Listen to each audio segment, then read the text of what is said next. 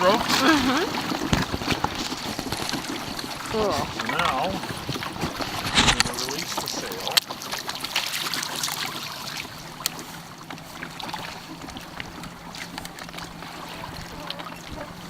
From the furler. Tie it up there. And then, pull this thing out.